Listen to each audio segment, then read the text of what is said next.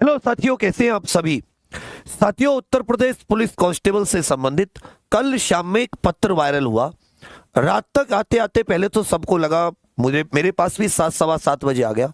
मैंने सोचा हो सकता है फेक हो सकता है क्या हो, जब तक पता नहीं है क्यों फालतू में बच्चों को परेशान करना। लेकिन रात जाते जाते इस खबर ने बहुत ही ज्यादा, जब ये न्यूज उस पे चलने लगी, न्यूज 18 पे आ गई, तब हम लोग एकदम परेशान हो गए। हमने इसके तथ्यों की अच्छे से जांच की। तो पहले आप समझिए दिक्कत क्या थी।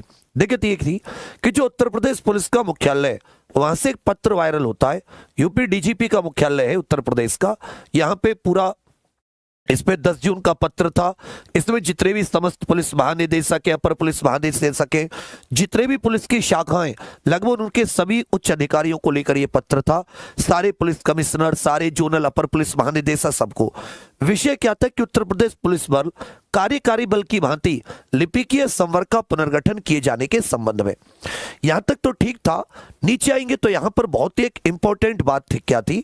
इनका कहना था कि कृपया उपयुक्त विषय में अवगत कराना है कि सहायक उपनिरीक्षक एएसआई, सहायक उपनिरीक्षक लेखा अकाउंटेंट कार्मिकों द्वारा कार्यालय में आवंटित कार्य वितरण के अनुसार अलग अलग प्रकृति के यहाँ पे कार्य संपादित किए जाते एवं उपनिरीक्षक गोपनीय द्वारा पुलिस अधिकारियों के गोपनीय कार्यालय में पत्राचार आदि किया जाता है।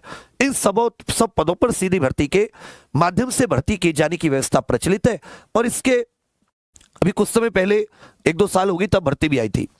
अवगत कराने की पुलिस विभाग के कार्यों में हो रही उत्तरोत्तर वृद्धि के दृष्टिगत लिपिकीय संवर्ग में, मतलब जो क्लर्क वाला संवर्ग होता है, स्वीकृत पदों के अतिरिक्त वर्तमान में विभाग की तात्कालिक आवश्यकताओं की पूर्ति हेतु सहायक उपनिरीक्षक लेखा और उपनिरीक्षक गोपनीयों के पदे पर आउटसोर्सिंग के माध्यम से सेवाएं लिए जाने पर विचार प्रस्तावित है। आउटसोर्सिंग का मतलब होता है संविदा। आउटसोर्सिंग का मतलब क्या होता है? ठेका, संविदा जिसको आप कह सकते हैं।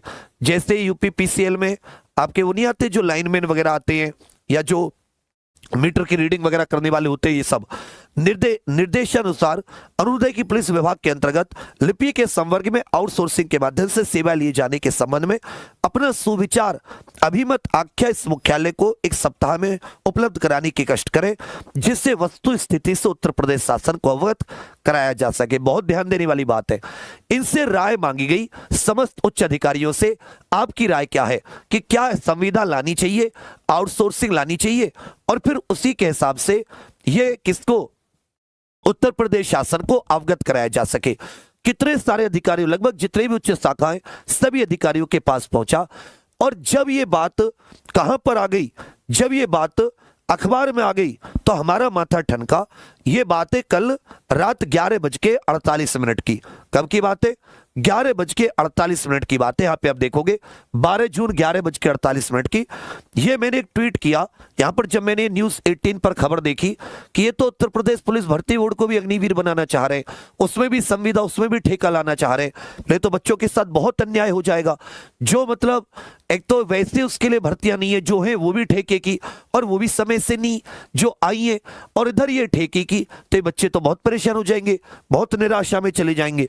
तो हमने एक ट्वीट किया, यहां पर आया पूरा कि यूपी पुलिस भर्ती को लेकर नई तैयारी, आउटसोर्सिंग में भर्ती पर किया जा रहा विचार, सब इंस्पेक्टर के स्तर पर किया जा रहा विचार।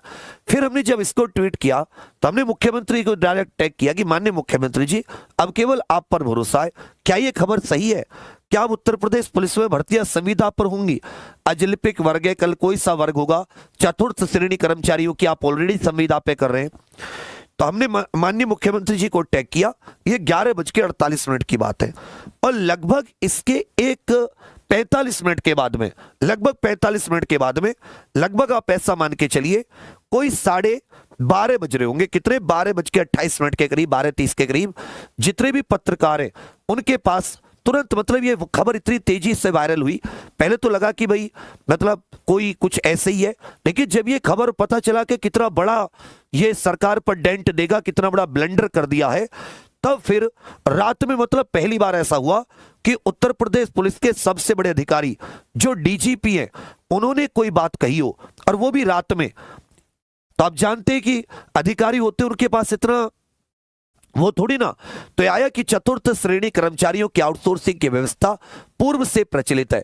मतलब यूपी पुलिस में अभी भी जो फोर्थ श्रेणी कर्मचारी होते हैं वो आउटसोर्सिंग से होते हैं, जो कि ये भी खैर गलत बात है।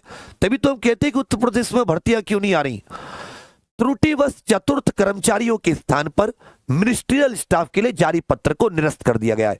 यह मतलब फेक नहीं था, बस ये उन्होंने कहा गया कि त्रुटिवश जारी हुआ है। इस प्रकार का कोई भी प्रकरण पुलिस विभाग एवं शासन स्तर पर विचाराधीन नहीं है। मतलब ऐसी कोई भी भर्ती संविदा पर लाने की प्रक्रिया नहीं है। मतलब कोई भी ऐसा विचार नहीं, केवल फोर्थ ग्रेड कर्मचारी जो है उनका आउटसोर्सिंग पर लिया जाता है। बाकी जितना भी मिनिस्ट्रियल या अन्य जितना भी होता है उसमें कोई व्यवस्था नहीं है। इन्होंने इस पत्र के संबंध में पूरा यहां पर अपना एक एक्शन रिएक्शन भी इन्होंने यहां पर दिया। और फिर आज के अखबार आप देखेंगे उसमें भी देखेंगे तो वही है कि डीजीपी प्रशांत कुमार ने कहा गलती से जारी हो गया वापस, पुलिस में गोपनीय पद आउटसोर्सिंग से भरने का जारी पत्र लिया वापस। इसमें आप पढ़ोगे तो वही पूछा था कि इस चूक का पता चला कि पत्र गलती से जारी हो गया जिससे वापस ले लिया गया है।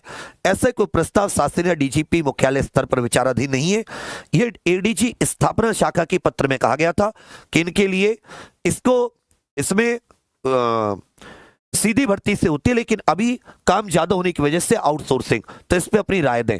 फिर जब ये बात रात वायरल हुई, मतलब ये ऐसा समझो अपने पैरों पर कुल्हाड़ी मारना। ऑलरेडी आप भर्तियां नहीं दे रहे, इतना लेट हो रहा है, ऊपर से आप ये, तो मतलब ये बहुत बड़ी चूक हुई है। ये बच्चों के मन में एक अजीब, क्या इस पे ऐसा क्या विचार किया जा रहा है, कौन कौन सी ऐसी चीजें जिनको मतलब सरकार कौन कौन से अजीब विचार कर रही है, एक बार में बता दे। अगर कोई वो ऐसे अजीब विचार करे तो क्लियर कर दे, और कोई टेंशन ही, कोई बच्चा कुछ नहीं कहेगा, क्या ही कर पाएगा वो कोई कुछ, अगर आउटसोर्सिंग करते भी हैं। चतुर्थ श्रेणी कर्मचारियों, बिजली विभागों, जलकल विभागों, नगर पालिका में इतने पद निकलते थे, कहीं तो अब नहीं दिखते वो सब तो ठेके पे दे दिया। तो जो बचिए 1000 10,000 पद, लाख 1.5 लाख, जिनमें 5-6 साल में कोई भर्ती हो जाती है, 8-8 10-10 साल में, उन्हें और निपटा दे के। तो हालांकि फिर बाद में जब ये पुलिस को पता चला कि भाई ये तो बहुत ही बड़ा ब्लंडर हो गया, और हमने लिखा ये बात, भले बहुत ज्यादा, मतलब ये सरकार स्वयं को अग्निवीर बनाना चाह रही है। इससे बच्चों को अग्निवीर बनाते बनाते सरकार ने खुद को अग्निवीर बनाने का, ये कार्य करने का मतलब क्यों, ऐसा क्या इन सब चीजों का फायदा। तो हालांकि देखो ये होता है कि फिर जैसे ये चीज हुई, इस पे मतलब हम लोगों की तरफ से और भी बहुत सारे हजारों लाखों बच्चों की तरफ से सबने वीडियोस भी बनाई।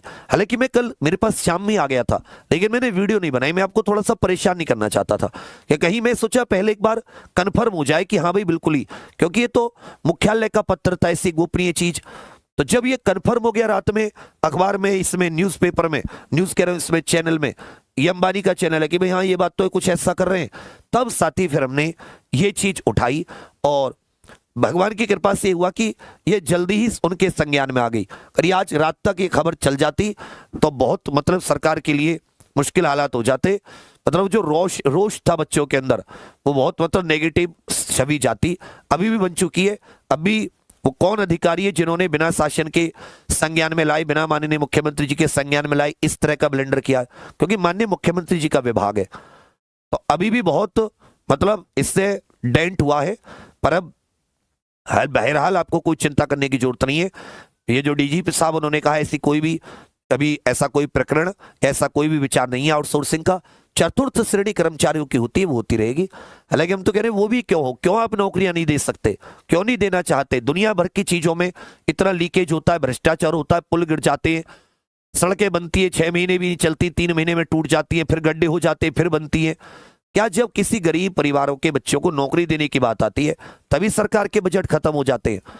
ये अगर मैं कह रहा हूं जितने भी माननीय मंत्री विधायक है, इन्हीं की सुविधाएं आप बस लिमिटेड कर दीजिए, जैसे विदेशों में होती है लिमिटेड, अपनी तनख्वाह से आओ जाओ।